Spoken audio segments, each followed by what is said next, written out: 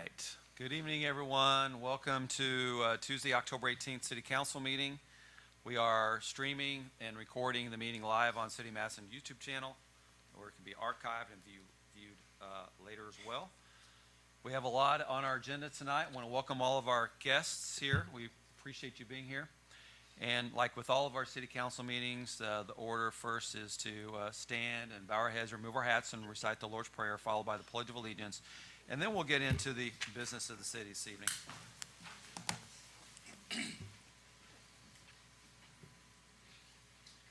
Our Father, who art in heaven, hallowed be thy name. Thy kingdom come, thy will be done, on earth as it is in heaven. Give us this day our daily bread, and forgive us our trespasses, as we forgive those who trespass against us. And lead us not into temptation, but deliver us from evil. For thine is the kingdom, and the power, and glory forever. Amen. I pledge allegiance to the flag of the United States of America, and to the republic for which it stands, one nation, under God, indivisible, with liberty and justice for all.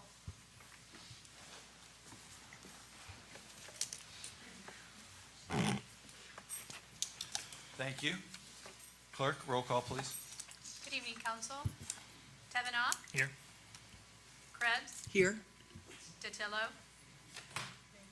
Yes. Here. Schaefer? Here. Chatham? Here. Bartlett? Here. Dan Datillo? Here. Thank you. Council, you have the minutes from the October 12th meeting. Entertain a motion to approve the minutes, please.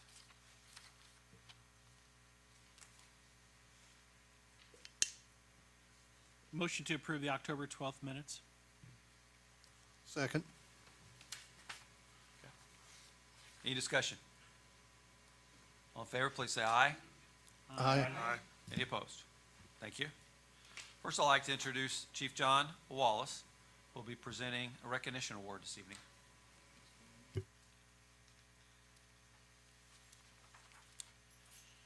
Thank you, Mayor. Good evening, Council. If anybody can mess an agenda up, it's me. I seem to do it every time I show up, so thank you for allowing me to step in here tonight. I'd like to ask Miss Blake Powell to step up to the podium with me, please, and Sergeant Seth Melton as well, please.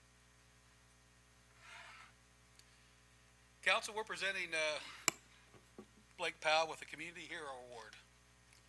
This award is in recognition of Blake, who acted with valor, heroism, and restraint on September 22nd, 2022 by intervening and protecting a fellow co-worker at Kroger who was being attacked by an unruly customer.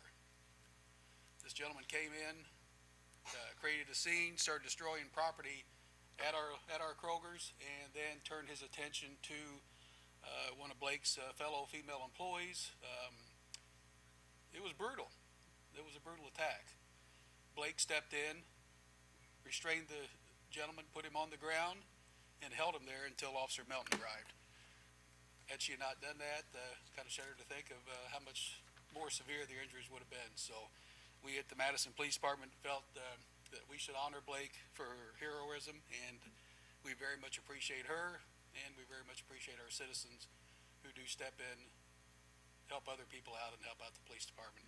So Blake, without further, I'd like to present you our Community Heroism Award. Thank you. Oh, thank you.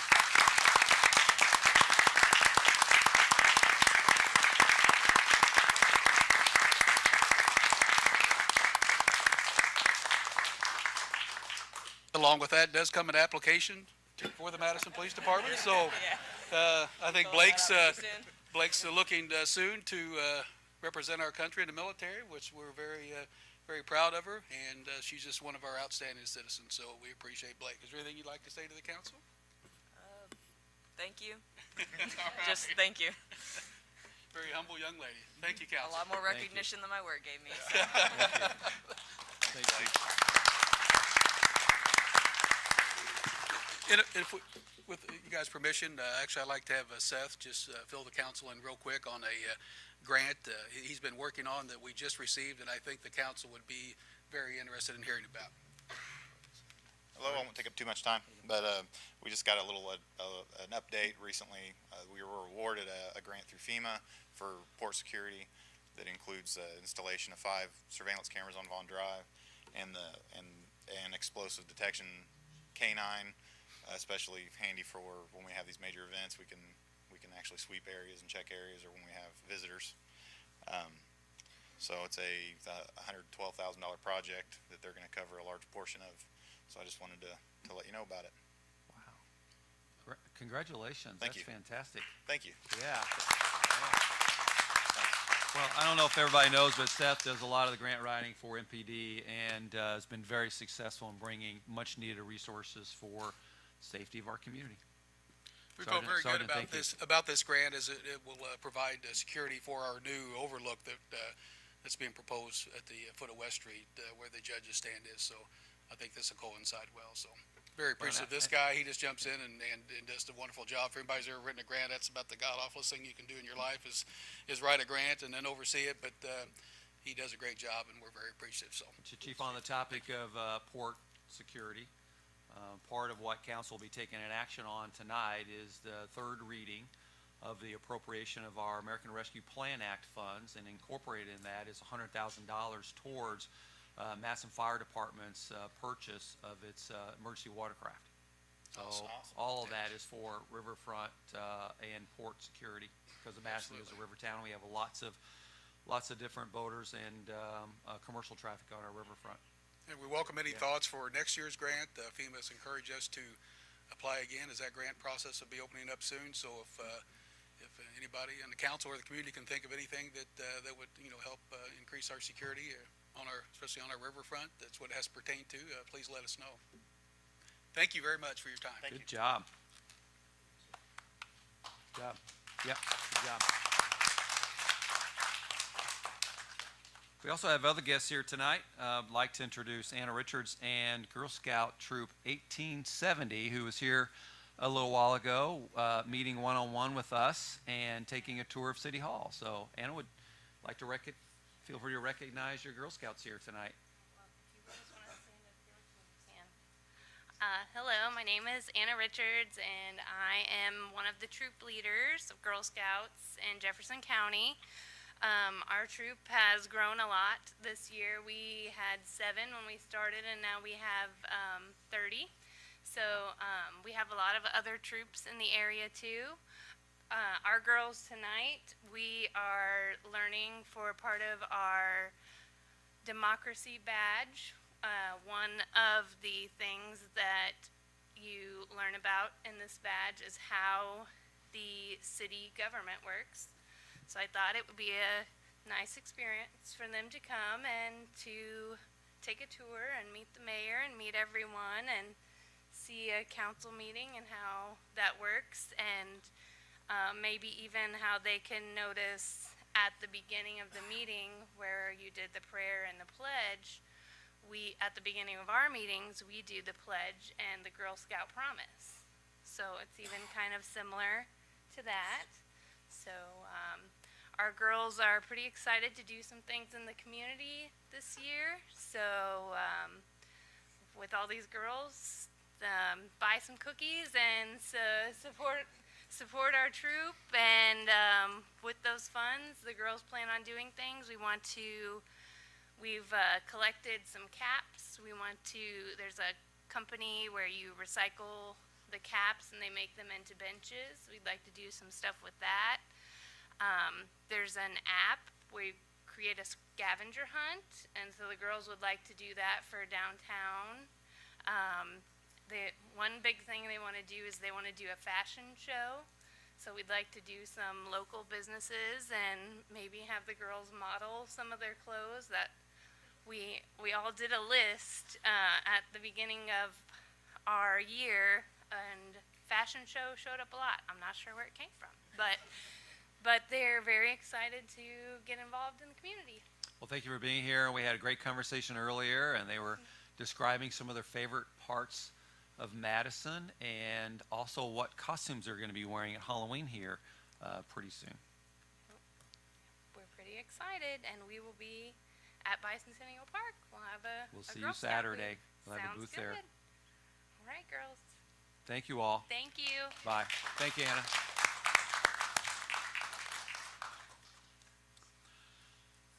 Council will now recess the regular council meeting and will call to order a public hearing regarding an Okra grant application for Children's Advocacy Center of Southern Indiana. And I'll invite Jody up from SERPC to take over this part of the meeting. Hi, Jody. How are you guys? Doing great, thank you. Good, thanks. I'm gonna go ahead and record this if that's okay, so we can get some good minutes. Jody, is there a sign-in sheet you need from There anyone? is, we've passed, I had one, and then Katie gave me another one, so I'm gonna Oh, finish. okay. Okay, thank you. Thank you.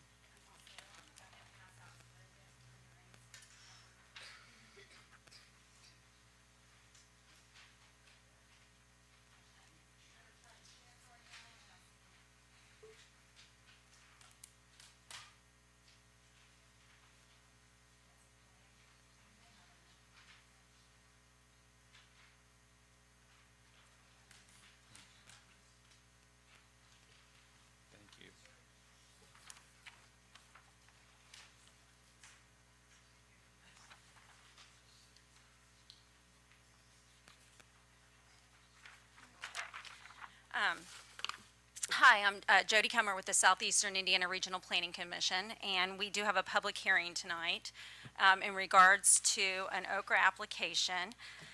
We were approached by the CAC of Southeastern Indiana maybe about a month ago with their interest in acquiring a building in downtown Madison and renovating, actually rehabbing, I shouldn't say renovating, rehabbing it for the use of their new, proposed new location. They are currently located in the clearinghouse location, and I don't know, I've asked Kelly to kind of come up. I don't know if Kelly Jetty is the director, to kind of give you maybe a little bit of background why they are looking for a new location and the purpose in doing so. Hi, good evening. Thank you. I'm Kelly Jetty, the Executive Director of the Children's Advocacy Center of Southeastern Indiana, usually referred to as CAC. A little bit of background: we provide services such as forensic interviews and victim advocacy to our clients ages 2 to 17 and developmentally delayed adults. Our current location is at the Clearinghouse, which is in your city center. Besides being overcrowded, because we work with a fabulous MDT from Madison, that is Madison Law Enforcement and the Department of Children's Services here, we unfortunately have numbers that keep climbing, with this county having the highest numbers in record for our region, which we covered 24 counties last year, number coming in at 637. And we do service those interviews and those advocacy services, such as mental health referrals and physical examination services, out of the Clearinghouse office. Problematic with the Clearinghouse office is the fact that we share it with some other organizations that are in direct conflict with the confidentiality, the privacy, and the safety of the, I don't want to say the word VICTIM, and what we are actually doing there. But I do need to protect those folks and secure their confidentiality, and we also have to abide by HIPAA. Therefore, just the nature of the parking lot and parking situation, walking in and out of the building, has provided some issues. So we have been in search of a more private situation to take care of the needs of those folks. And is there any questions, or is there anything else you would like me to expound on? Yeah. Okay. Well, thank you very much Thank for you. adding us Thank to the you. agenda. Thank you. I just want to go ahead and continue by saying that this is a public hearing, and it was advertised in the paper. There's been a slight change in the local match of the project. We've asked the city to sponsor the grant. The CAC is not eligible under Okra's terms. It does have to be a governmental entity. So the city, we did speak to the mayor and we wanted to see if you guys would apply on behalf of them. The local match comes directly from the CAC. They are working on that diligently right now, trying to come up with that local match, which they're very, very close. They will purchase the building. It should be in the next couple weeks. The purchase will be made. They will have title to it. So the grant request is just for the rehab cost of the building. So, and that building is 601. What is it? 601 West Street, if you're familiar with it or not. And so they are working with Donald Ball, and he has put together, along with Mary Beth, she's on the president of the board, and they've been working to put together the schematic and the layout that will be submitted to OKRA. So the public hearing today will satisfy the public notice for the proposal, which is due on Friday, and then the full application is due on December 22nd.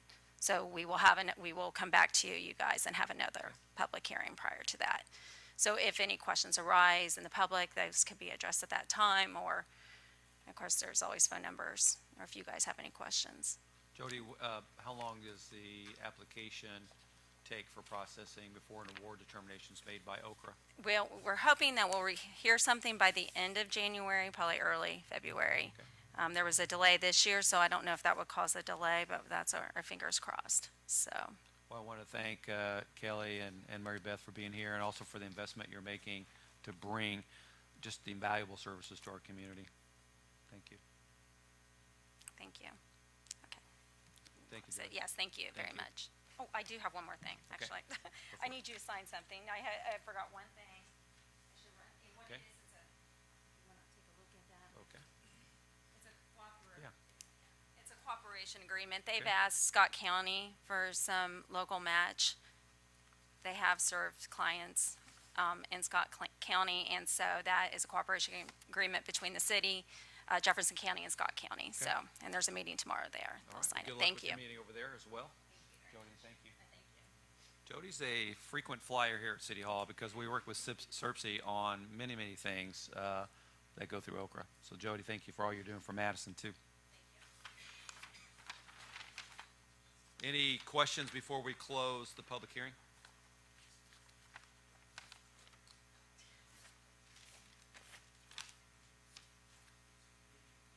Hearing none, I'd like to adjourn the public hearing and reconvene the regular council meeting, which will take us to bills on first reading.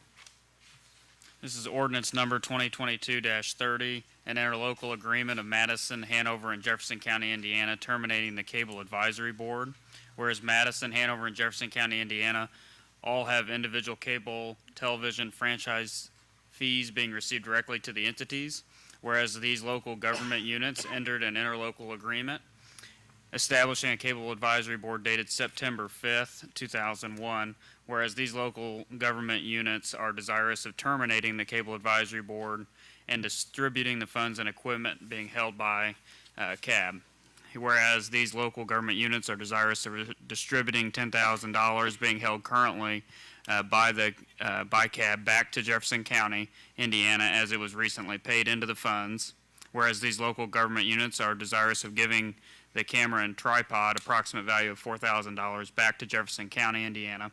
Whereas these local government units are desirous of returning the balance of the funds after distributing, as outlined in here, being held by CAB equally to the city of Madison and the town of Hanover, Indiana.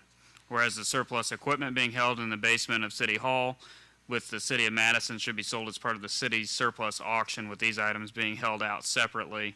The funds raised from the sale of these items shall be divided equally between the city of Madison, town of Hanover, and Jefferson County. Now therefore, it is agreed as follows. The interlocal agreement dated September 5th, 2001 is hereby terminated. Jefferson County, Indiana shall be paid $10,000 from the funds. Town of Hanover, Indiana, and City of Madison, Indiana shall receive 1/2 of the remaining balance of the funds after payment to Jefferson County. Jefferson County shall receive the CAB's camera and tripod.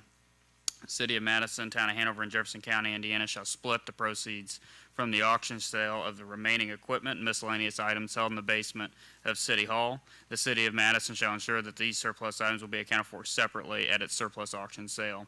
City of Madison, Indiana Clerk Treasurer is instructed to take the necessary steps to effectuate the terms of this agreement. This ordinance shall be effective from and after its stated passage. Thank you, council. I can tell you, Mayor, that that's being read tonight also at the Town of Hanover meeting.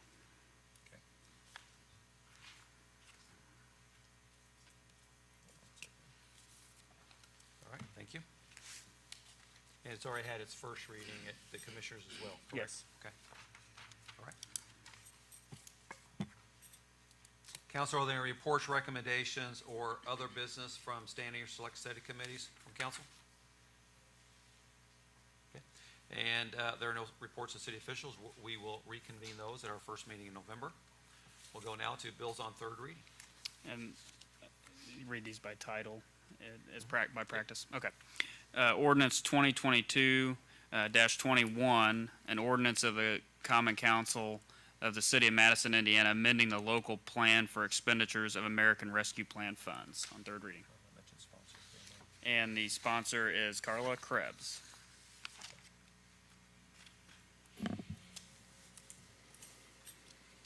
Roll call. Okay, Carla Krebs, Yes. Dan DiTillo, Yes. Jay Bartlett, Yes. Lucy DiTillo. Yes. Schaefer, Yes. Kavanaugh, Yes. and Chatham. No.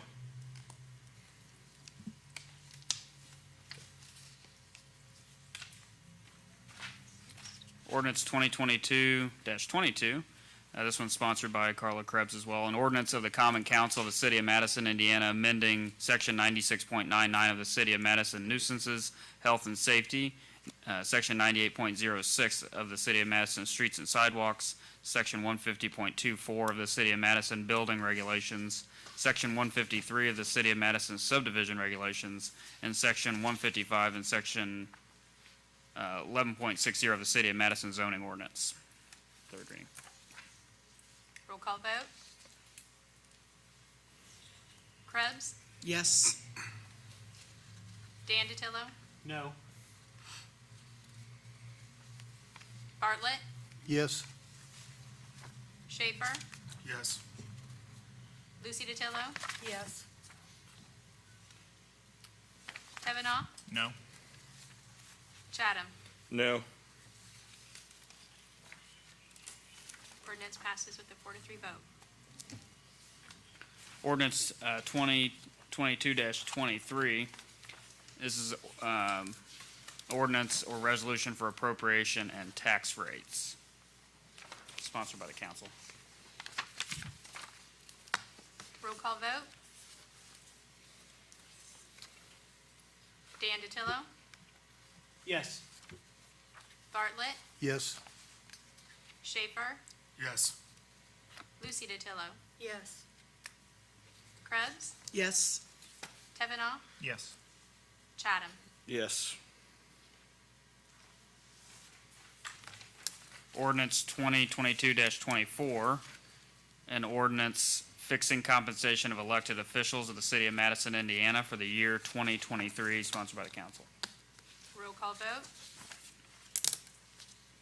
Dan DiTillo, Yes. Bartlett, Yes. Schaefer, Yes. Lucy DiTillo, Yes. Krebs, Yes. Kavanaugh, Yes. Chatham. Yes. Ordinance 2022-25, an ordinance fixing salaries of appointed officers and employees of the City of Madison, Indiana for the year 2023, sponsored by the council. Roll call vote. Dan DiTillo, Yes. Bartlett, Yes. Schaefer, Yes. Lucy DiTillo, Yes. Krebs, Yes. Chatham, No. Kavanaugh. No. Ordinance passes 5-2. Ordinance 2022-29, ordinance of the City of Madison, Indiana, authorizing the acquisition, construction, and installation by the City of Madison, Indiana, of certain improvements and extensions to the city's waterworks, the issuance and sale of revenue bonds to provide funds for the payment of the costs thereof, including the issuance of notes in anticipation of such bonds and the collection, segregation, and distribution of the revenues of such waterworks and other related matters, sponsored by Councilman Jim Bartlett. Roll call vote. Bartlett, Yes. Kavanaugh, Yes. Krebs, Yes. Lucy DiTillo, Yes. Schaefer, Yes. Chatham, Yes. Dan DiTillo. Yes.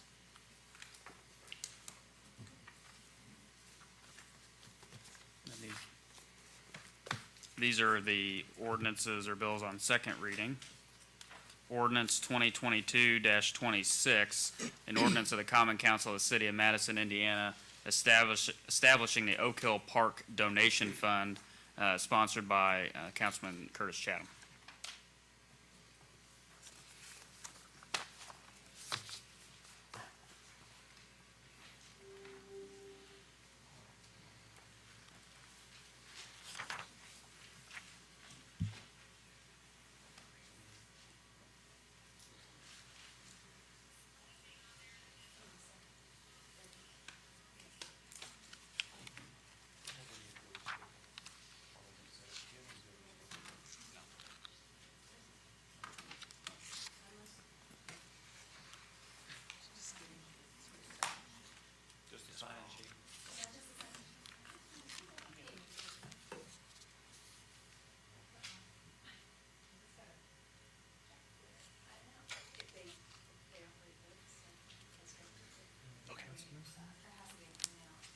Don't panic.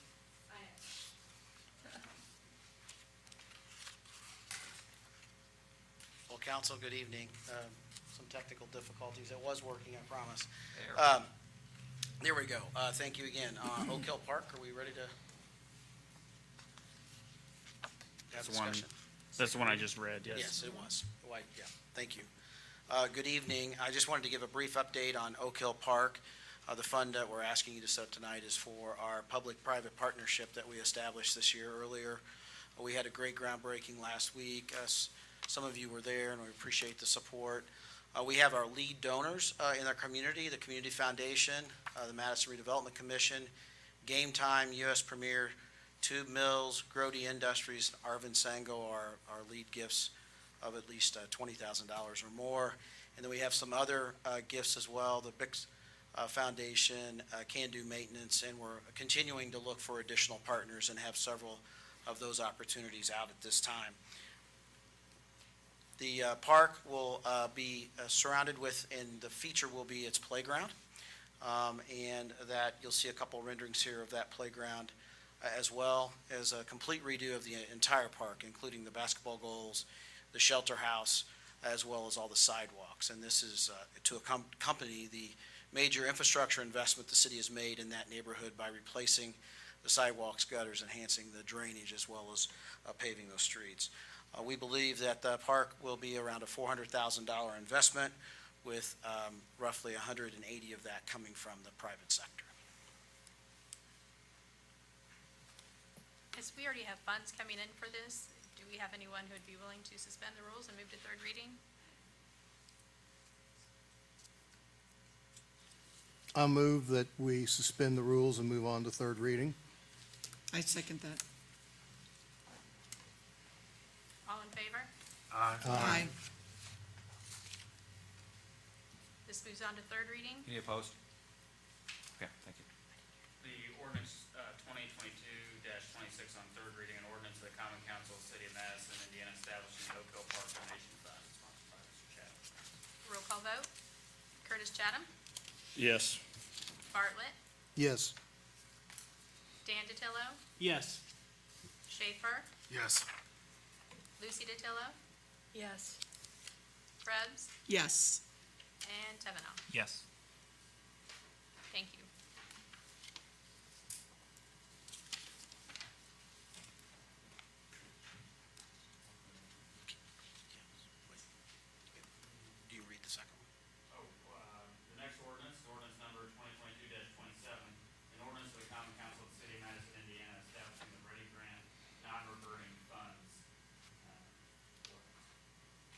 Good evening, council. Again, just a quick update and reminder of what these dollars are being for and the account's being set up for. It is for our $2.556 grant that we received from the state of Indiana for the Ready dollars. We have our first two projects that have been bid. Those projects will start November 1st, and that is the Gateway Project and the Mulberry Street Arts Corridor here, and the Gateway Project at the bridge entrance. All told, those projects are about half of that dollar amount. The remaining amount will be used for 3 additional projects that were in our Destination Madison plan that we're currently working through prioritization of those projects. But we're really excited about these projects starting November 1st, and both should be done with the beginning of tourism season next spring. The Public Arts Commission is currently working on an RFQ to help select the artist and raise additional dollars for the art piece associated with the Gateway. Now, remind me, is the parking behind the Comfort Station included in this Yes, too? yes, as a part of the Okay. whole project.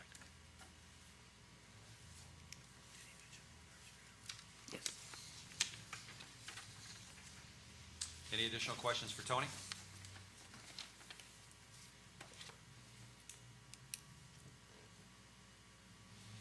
Would council want to consider moving this to third reading? I move to suspend the rules and move ordinance 2022-27 to third reading. I second the motion.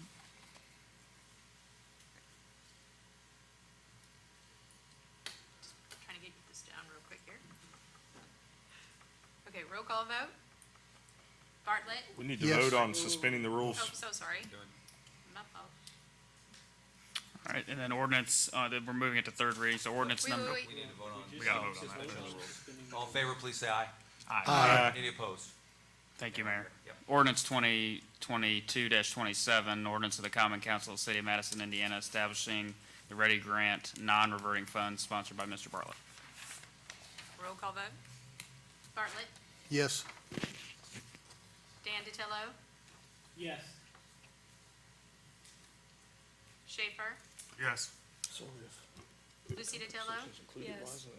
Chatham? Yes. Krebs? Yes. And Tevenall. Yes.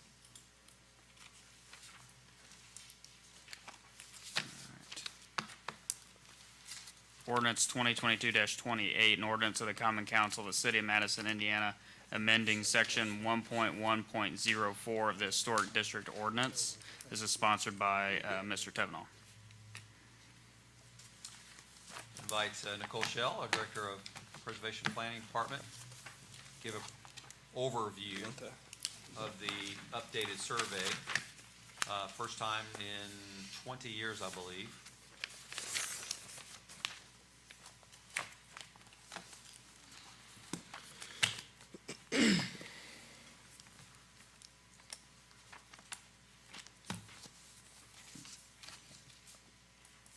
Just a short overview for you.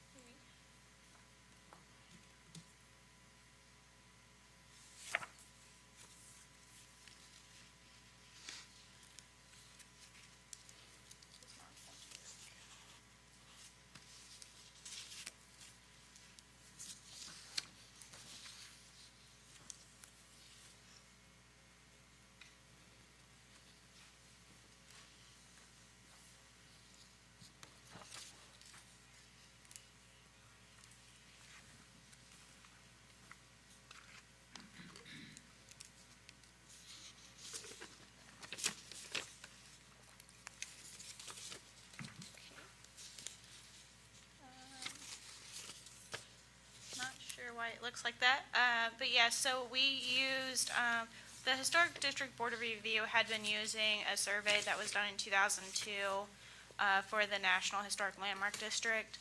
But the city has not been able to find the 1982 local historic district, so we've been using that since it was adopted in 2006 to identify our buildings as contributing or non-contributing to the district. So we updated that through a process.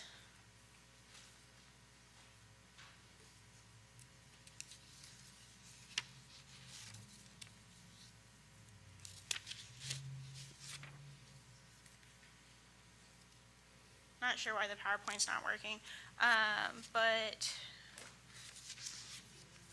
I was trying to use the arrows, but it wouldn't pull up.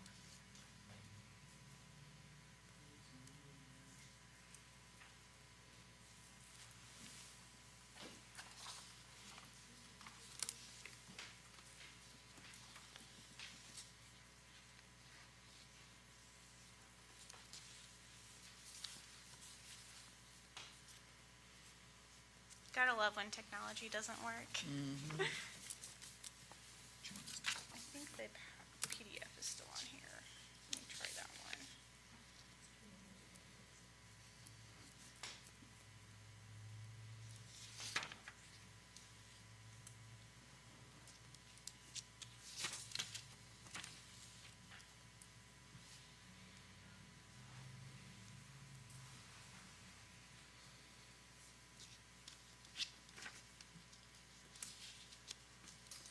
Let's see if this one works.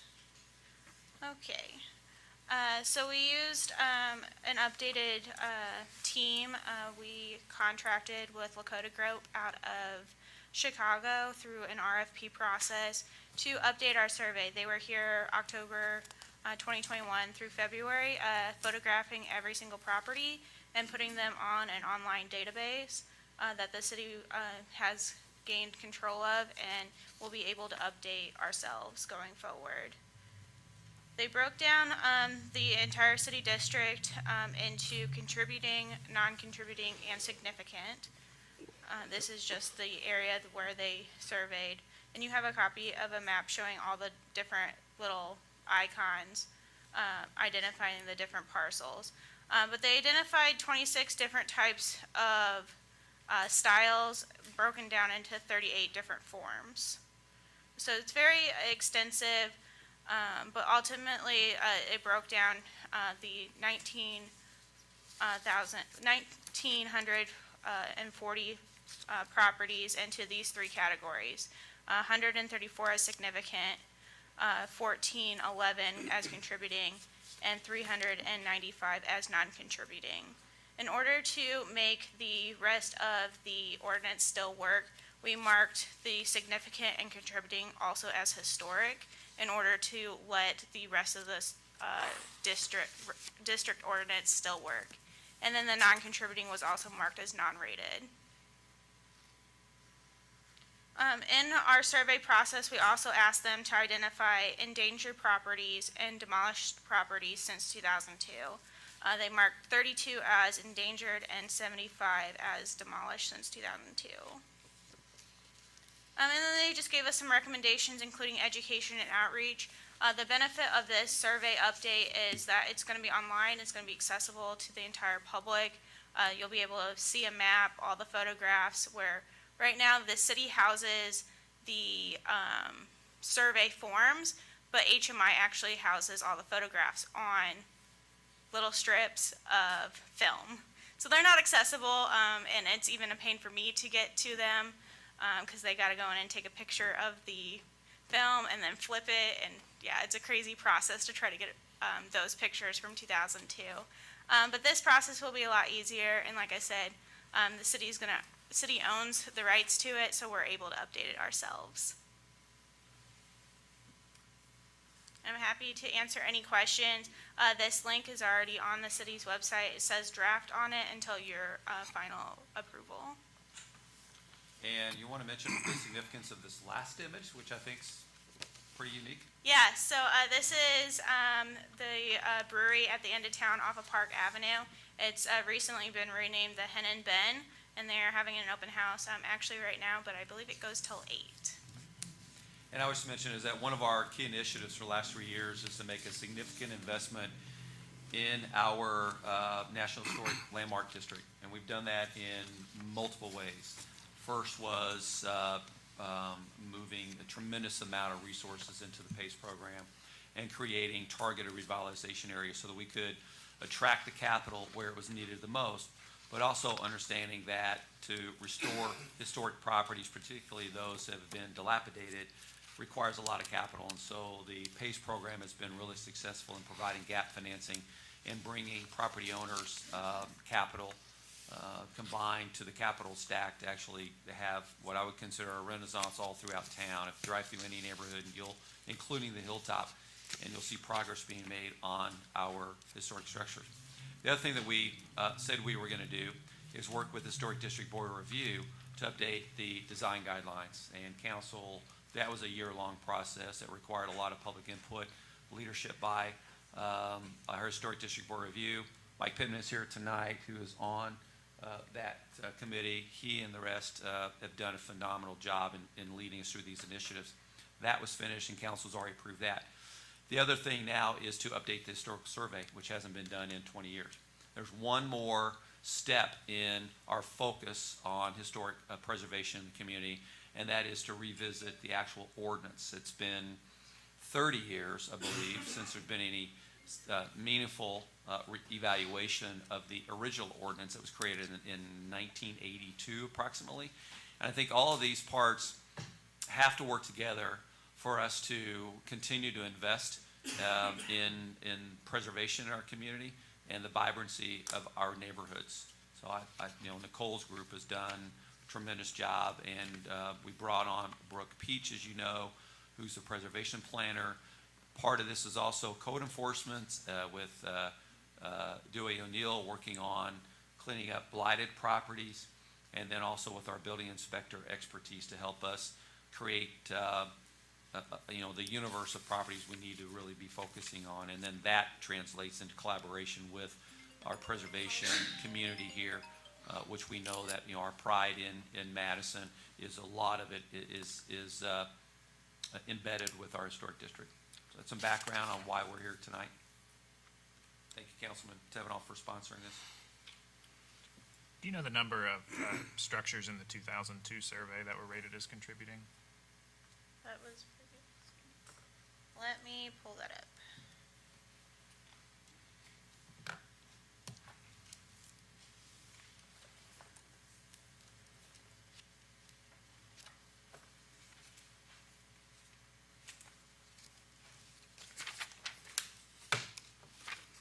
It was a very similar number to the one on the slide. I do remember that much.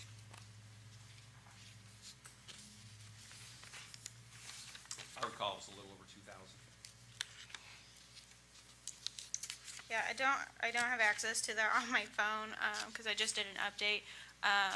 It was right around that number. I believe it was a little bit higher, but our team, there were a lot of duplexes that were on the same parcel, so they combined those into one survey form versus two. That's primarily the difference in that number. On the new survey, duplexes Yes, are on as one? Yes. So the number of unrated should be similar as well then? Yes. And could you explain, what's the difference between the contributing and significant with respect to historic board review and how changes can be made? And They will fall under the same classification as historic. The significant ones are just higher level of contributing buildings. They include parcels like Lanier Home, the Saddle Tree Factory, those types of buildings. Okay, and so since we're adding the second definition in the ordinance, so that won't change anything about how the historic board? No, they'll with view it those. the same as contributing. And every property essentially in the historic district is subject to historic district board of review for any type of change.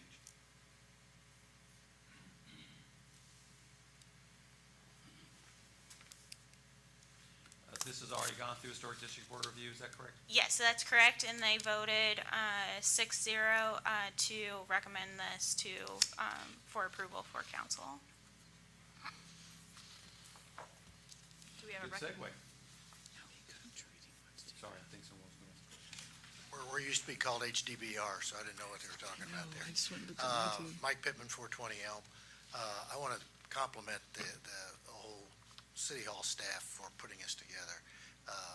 The paper forms we had before were tedious and it was really what I would call, I don't know if you were familiar with the term windshield survey, in which we had most of the survey was done from a car driving down the streets.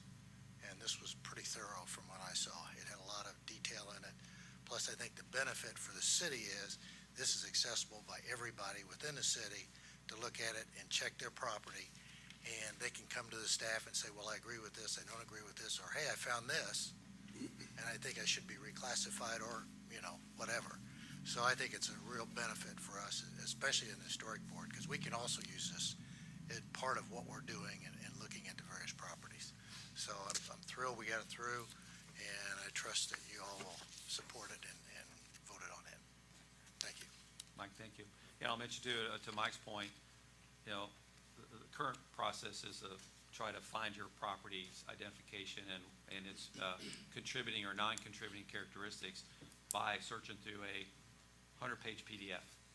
This is cloud-based, and now you can actually go in and type in your address and find the property with the survey there. So any new construction would, I assume, obviously automatically be non-contributing since it wouldn't be historic, but Correct, yes. Anything after 1940 is considered non-contributing because of the date. so the survey results are can become part of ordinance, so I guess what would be the process for handling, adding those into the survey in the future? Is that They wouldn't be. they would never be They would added? be subject to the HDVR purview for new construction in a infill type matter. So can non-contributing also be just a... Dan, would you mind hitting your mic, please? Sorry, thank you. I'm sorry. So can non-contributing also be a dilapidated structure? There Are are- those historic in nature? There are some buildings that have been deemed as non-contributing because of alterations and that such.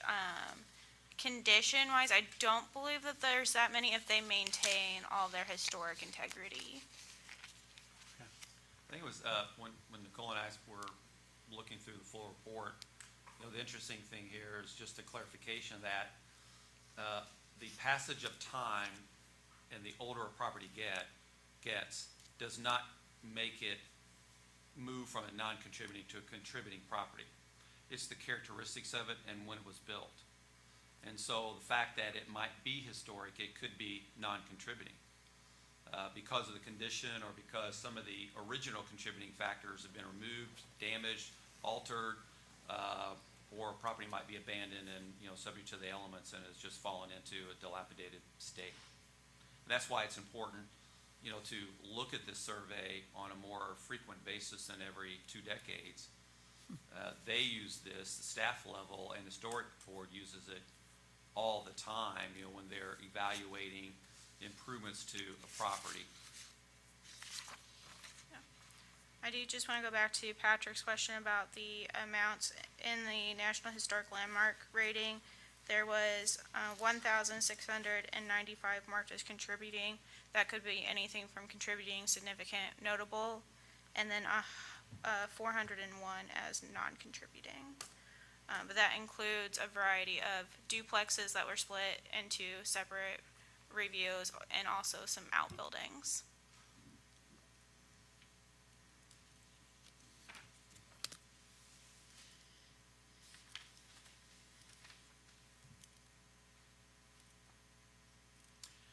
Any additional comments or questions, council, before we move into any public comments or questions about the matter?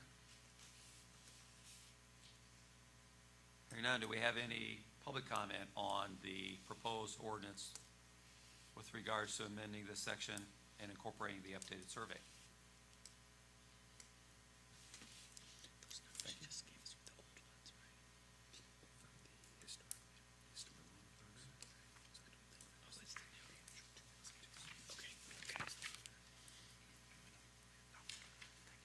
Thank you. Devin, thank you, thank you. Cole? All right, I'd like to move on to any public comments. Anybody here would like to address the mayor's office or city council?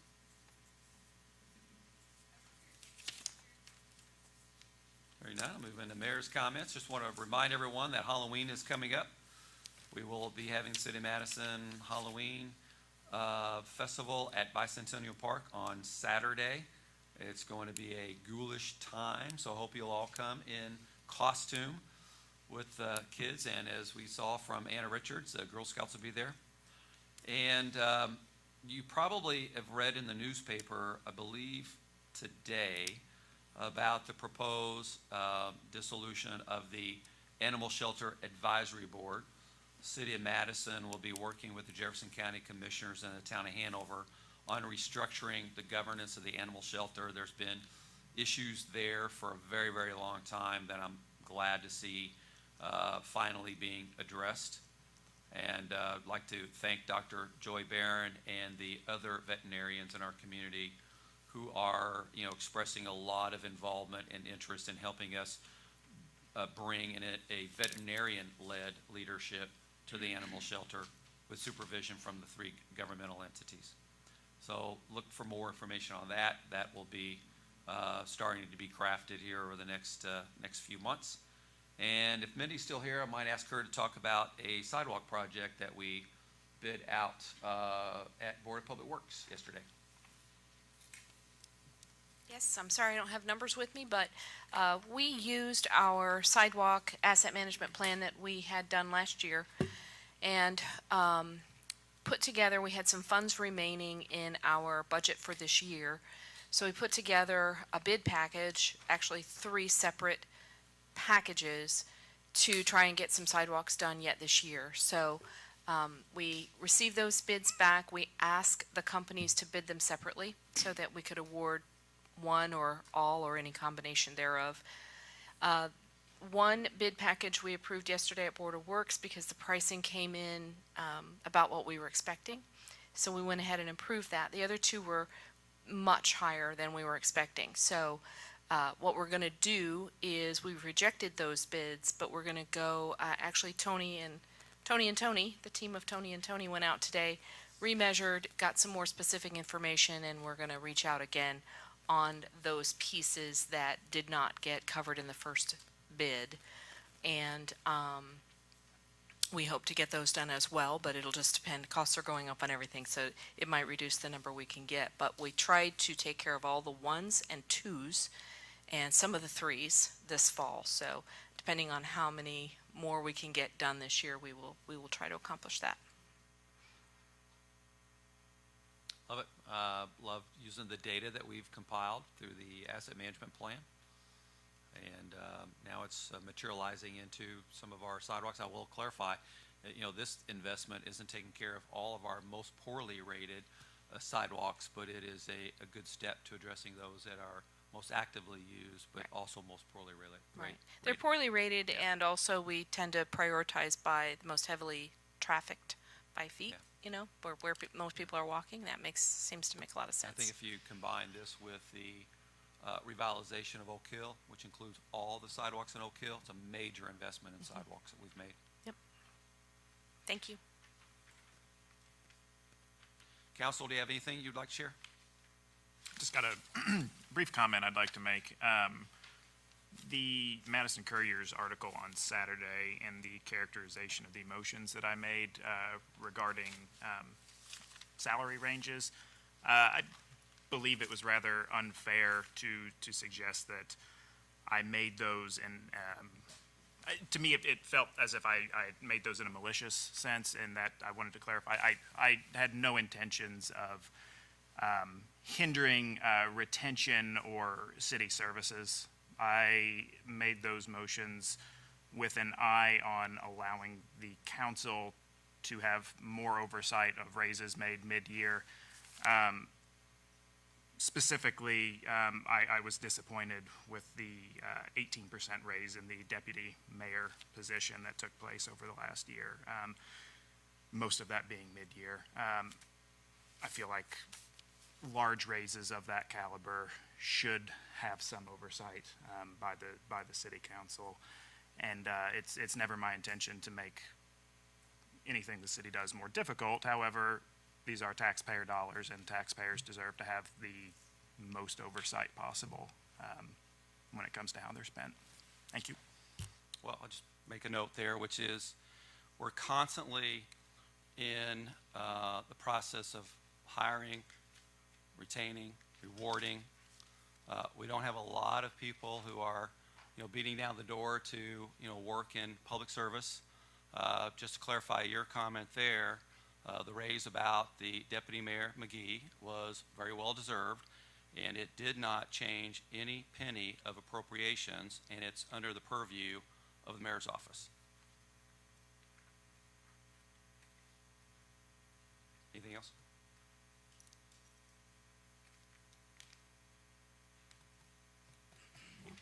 Do we have a motion to adjourn? So moved. Second. All in favor? Aye. Thank you.